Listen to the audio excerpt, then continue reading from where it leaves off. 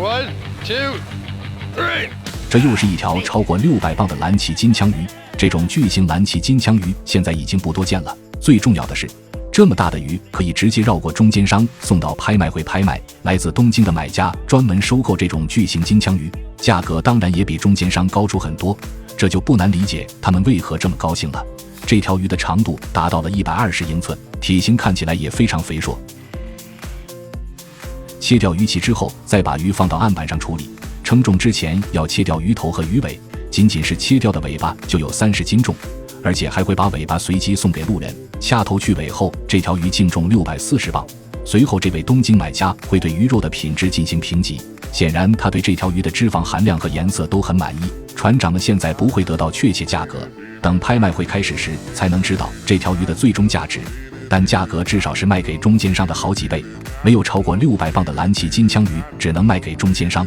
泰勒兄妹在海上漂了大半天一无所获，就在他们准备回家的时候，鱼竿突然有了动作。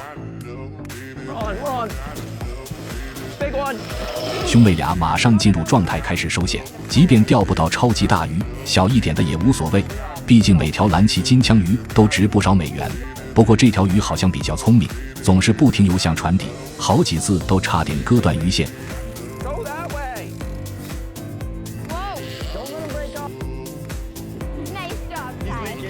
经过一番周折，兄妹俩成功拴住了鱼的尾巴。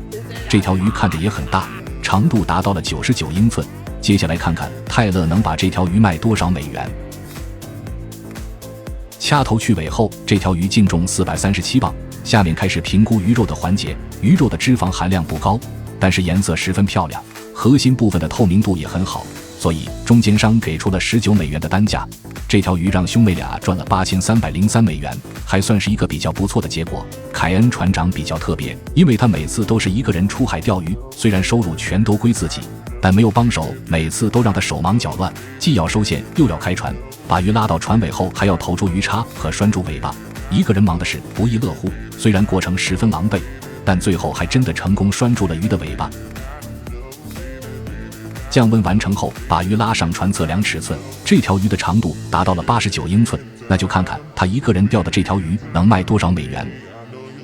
掐头去尾后，这条鱼净重314磅，而且这条鱼的脂肪含量很丰富，颜色也属于上等水平，所以中间商给出了22美元的单价。这条鱼让他赚了6908美元。肖恩船长也钓到了一条大鱼，他们把鱼拖在船尾降温1个多小时才拉上甲板。这条鱼的长度达到了93英寸，为了保证鱼肉的新鲜，要尽快返回码头找中间商出售。最后再看看这条鱼的价值是多少。切掉鱼头鱼尾后，鱼身的净重为361磅。中间商对鱼肉采样进行评估，鱼肉的脂肪含量一般，颜色也有点浅，这样的品质只能算中等，所以中间商给出了16美元的单价。这条鱼最终卖了5776美元，这比几人预料的价格要高一些，最后的总价也完全可以接受。